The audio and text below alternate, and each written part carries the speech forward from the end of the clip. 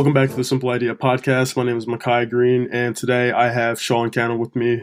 Sean Cannell is actually an online content creator with over 800,000 subscribers on YouTube, and he's also the author of a best-selling book. His content kind of focuses on building influence online, and it's a topic that I find to be very interesting. Sean, how are you today? I'm doing amazing. Super pumped to be on the podcast. Hey, I like that type of energy. That's what we need. It's getting late over here, so I appreciate the energy. But I just want to say, before we get into anything else, your content was pretty influential on me early on. Just going through my teenage years, and now I'm about to graduate college pretty soon. But I figured having a conversation with you, chopping it up, I'd be able to pull some nuggets that I'd be able to share with other people so they can kind of check out your channel, your content, see what you're about, and kind of just check out the value that you have to offer people. Man, I love it. I appreciate that you've been impacted and grateful to be on, man. It's cool to hear that story. Yeah, absolutely. So let me just hop straight into it like I told you. First question I have for you. Over the course of building your career and just building up Think Media, what measures were important to put into place to be where you're at and where you're probably going to continue to keep on going, such as like routines, habits, books, mentors, whatever you can think of. What can creators my age do to kind of get to that point? Yeah, there's I think a lot of things. You know, I've made a ton of mistakes over the years, but I've also definitely done a few things right that have led me where I am today. And so a couple of those, I think one of the first ones is to put yourself into a place that will level you up. And in my case, practically, I think that would be like an internship, whether that's your job choice, your career choice. And so for me, I got started in video in 2003, volunteering at my local church. And all I actually first did was just volunteer in the youth ministry. And the cool thing about the youth ministry at the church is you're trying to produce music, you're trying to produce video content, you're doing event planning, you're doing leadership, you're dealing with people. So you're developing an insane amount of dynamic skills. You're growing in emotional intelligence, all these different things. And it was my youth pastor that handed me a video camera and Adobe Premiere software. So I also began to level up in a particular skill. You know, my family didn't have a ton of money at the time. And so it was nice that I was able to work on a computer, get my hands on software, practice. And your first videos are going to be your worst videos. But I was doing weekly videos for my youth group as a volunteer. And I think that would be another one that I'd recommend is commitment. Not only doing something, but then committing to it and sticking through it when it gets hard. Because as a volunteer, I did 52 videos that first year in 2003. Eventually, the lead pastor eventually goes, well, these aren't too bad now. We'll do these on the weekends. So now I'm putting out new videos on Wednesday and Sunday. They're just playing at the church. So I'm doing over 104 videos in 2004. And so YouTube didn't start till 2005. And the first channel I managed was in 2007 for the church. So today, you know, I've got like this multi-million-dollar business and a team and the best-selling book on YouTube strategy called YouTube Secrets. Well, think about that. Like it's 2019. In 2003, I was cutting my teeth, doing the repetitions. If we ever look at somebody that has got the big muscles, there's been a lot of days in the gym where they were throwing up the bicep curls. And so I was basically doing that with video for years before. And that I think comes back to finding an internship, a business you can intern for, like a college and career program, but maybe something more like substantial than that, and then committing to it to learn all of the lessons that you can learn in there. And I'll add one more thing, because the nature of social media and YouTube is communication, is being a communicator. Like your success is going to rise and fall on how good of a communicator you are. It doesn't matter what platform. And so makes sense. Doing announcements on like a Wednesday night at youth group. And another one I would put in there is definitely mentors, because it wasn't just Jeff Moore as the youth pastor. We had guest speakers. We had speakers coming on, teaching on spirituality, but also teaching on leadership, teaching on team building. We even had entrepreneurship conferences. In that case, we called it marketplace ministry. And they're teaching on business, like wealth, all these kinds of things.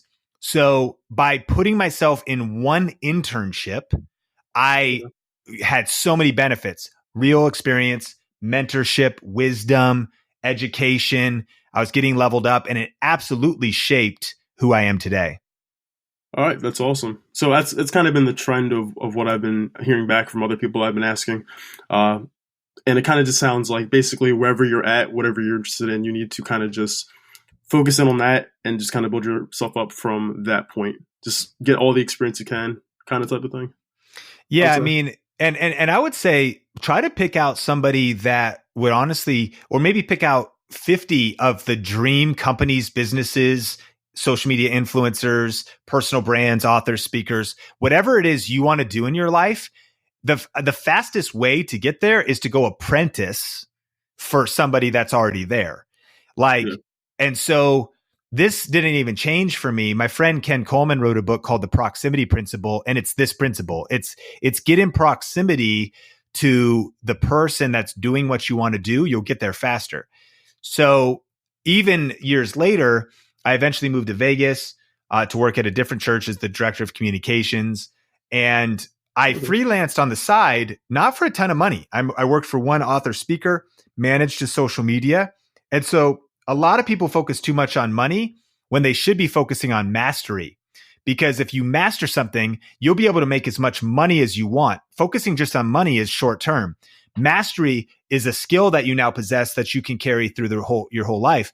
So one of these opportunities, I had a chance to work for somebody for like $250 a week, which is like Hmm. not terrible, but like I was working way harder, putting way more outputs out than that, but I didn't care because I was chopping up micro content, managing his Facebook page, shooting video as events, getting around his guest speakers, learning from him. He's writing books, traveling, speaking, which is what I knew I wanted to do in my future. So everybody listening should ask, like, how clear are you on your ideal vision? How clear are you on what you want to do in your future? When you know what that is, then find somebody who's already walking in it, living it, or close to it, and study them from afar. So that's for Hmm. some of my mentors, I learned in podcast, books, YouTube videos, but some I was able to get close to. So in this case, because I got to work for this person, again, I was never counting the money I was making. I was counting the wisdom that I was growing in as a result of being able to work and be a part of his team.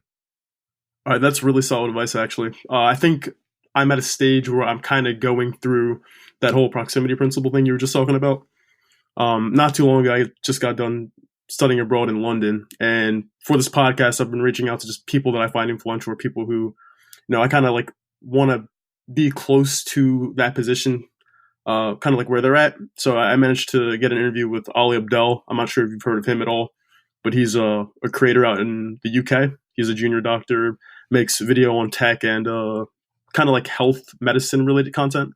So I didn't expect to be in a position where I'm sitting down talking to him, chopping it up, but I actually got a chance to meet up with him, and just that experience alone kind of like rung or struck a bell in my head where I'm like, hey, I need to go out there and just be around people who are doing the things that I want to do.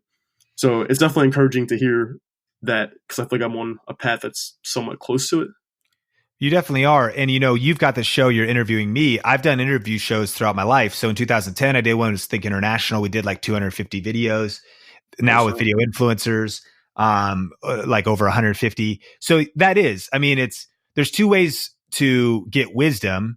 One is from your mistakes. The other is from mentors. I would much rather get wisdom from mentors than from my mistakes. It's the slowest way. And sometimes the lesson goes deeper, and we're all going to make mistakes in our life. But there's somebody who's already, if they've already done it, they've already paid the success tax, they've already made the mistakes. They go, whoa, don't go down that road. I tried that. Do this instead.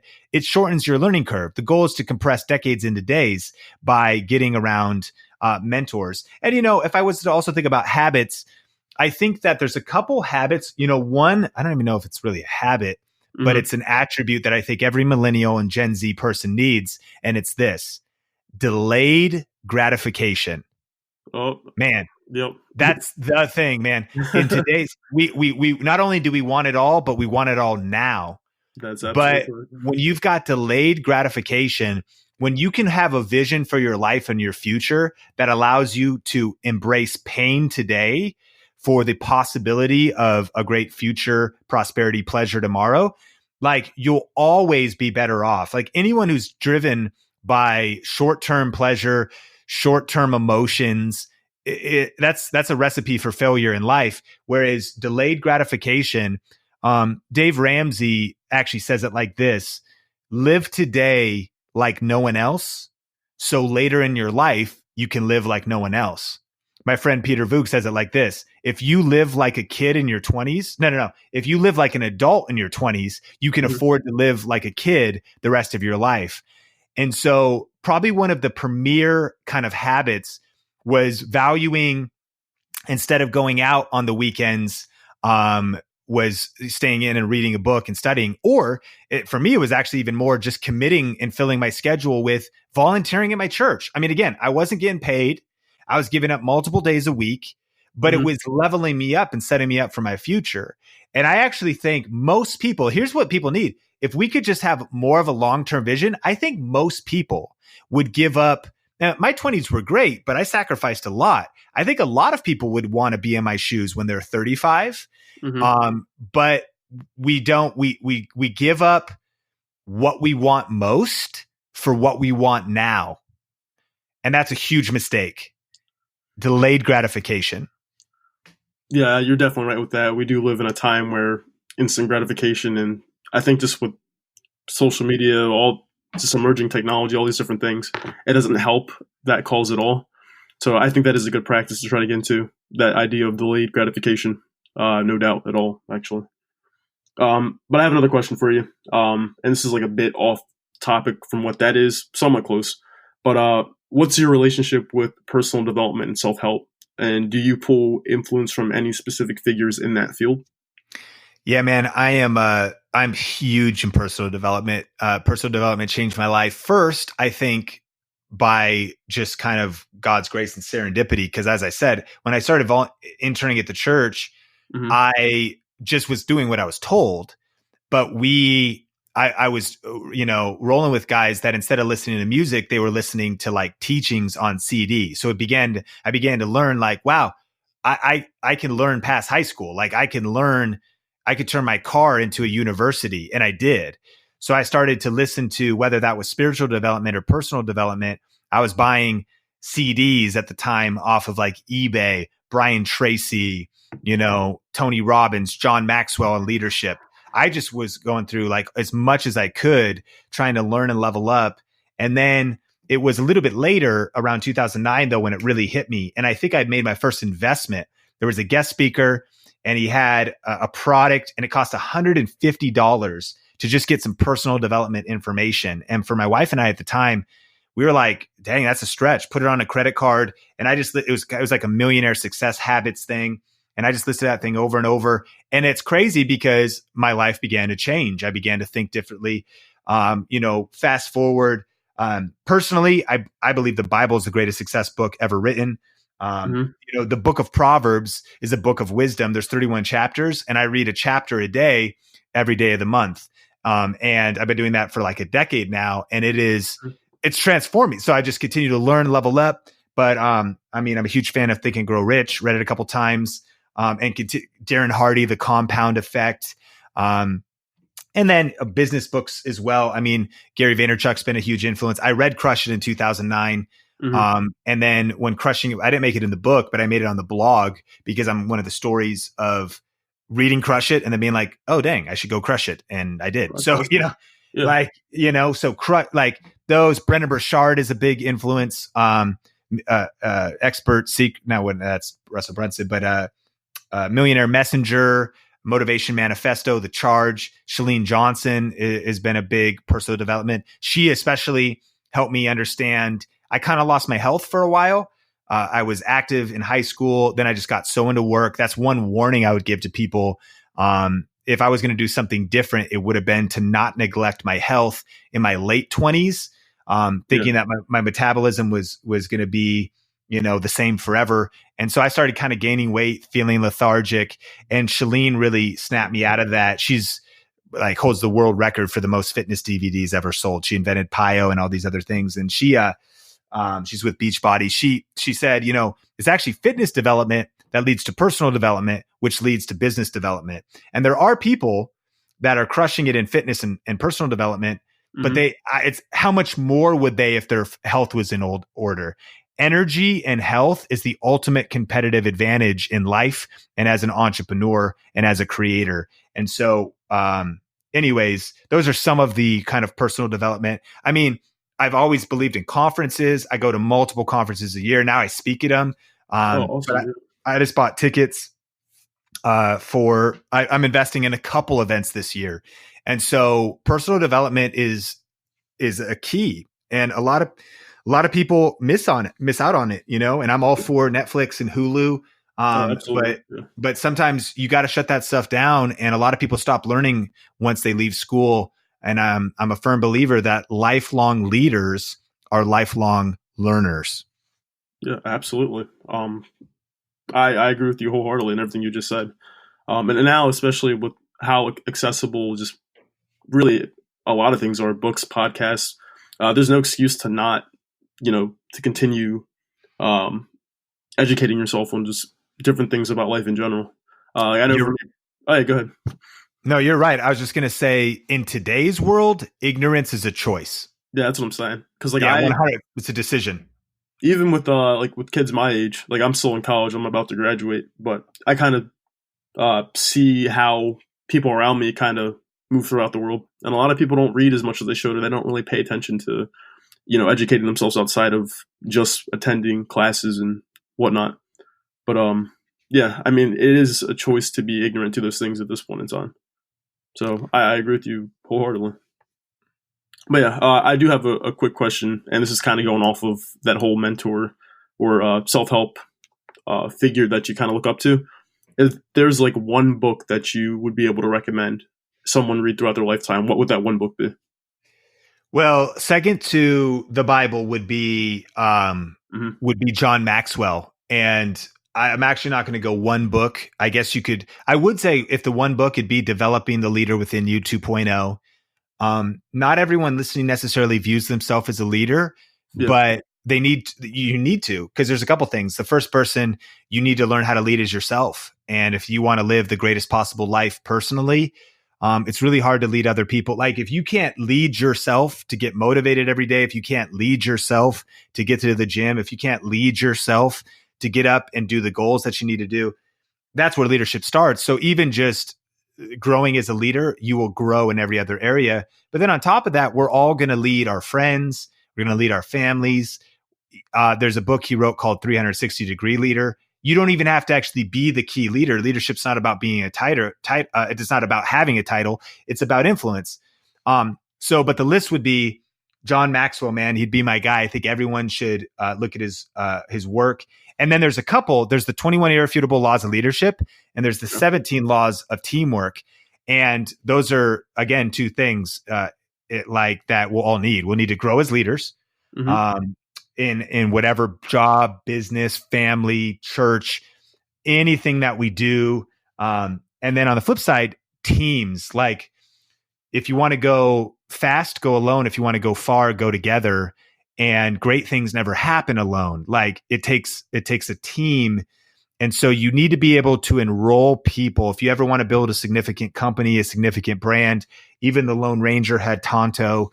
And on top of that, behind a lot of the social media solo influencers people maybe watch, there's always a team behind them that make them great. So those would absolutely not be a waste of people's times. If you read like those three books, like start with just Developing the Leader Within You, 21 Irrefutable Laws of Leadership, 17 Laws of Teamwork, that will change your life. So much so, you read them once and you're good, but those are some books you could come back to annually or at different seasons of your life. Because as you change and grow, I'm going through Developing the Leader Within You. Now I'm leading a team for my company. We got like 15 people, I got a whole new levels of problems, like more money, more problems. Like I got whole new challenges that come up every single day. So I'm like, man, I need to continue to grow and to be a better leader. And he's my guy, man. I think John Maxwell is somebody that everybody should check out. Yeah. I haven't heard of any of those books, but they're definitely books that I will be picking up as soon as I get done talking to you, actually. I honestly think that, and I've been talking to a few other people about this, but books are an investment that you shouldn't really think about. If there's something that you're thinking about getting, just kind of just grab it right away, because usually the return on investment is far greater than what you spent for the book. So I love that. I love you're saying that. I mean, I got over 2,000 books at my house now. Most of them are on my Audible account. And yeah, so books have been huge, and you're totally right. people, you hear somebody say like, why does the book cost $20? And it's like, it's not because of the paper. It's not because of the cover. It's because of what's contained within the pages. Yeah, and $20 is a almost insulting price to pay for a good book that contains maybe 20, 40, 60, 80 years of wisdom that contains all you need is one idea out of that, or a little bit of peace of mind or a strategy to make it worth it. And so, yeah, I totally agree. And, I also would be empathetic though to the fact that I try not to judge people's learning styles because, like it doesn't have to be a book. It could be Audible or, some people don't read. I don't think that's usually a path for most people if you're using it as an excuse, but it's really knowing your learning styles. Like some people are visual learners. I think more than anything, it's a commitment to learning. For you, maybe it's buy an online course or a Skillshare course with a notebook and watch a video and take notes while someone teaches. Or it might be podcast or just audio, or it might be you have to go immersively and be somewhere. The point is, are you investing in yourself? Are you getting the information you need from qualified, credible people that will level you up and be the unlock for your next stage? No matter what form the content comes in, just make sure you're getting it, paying attention, and absorbing it. Absolutely. I agree with you 100%.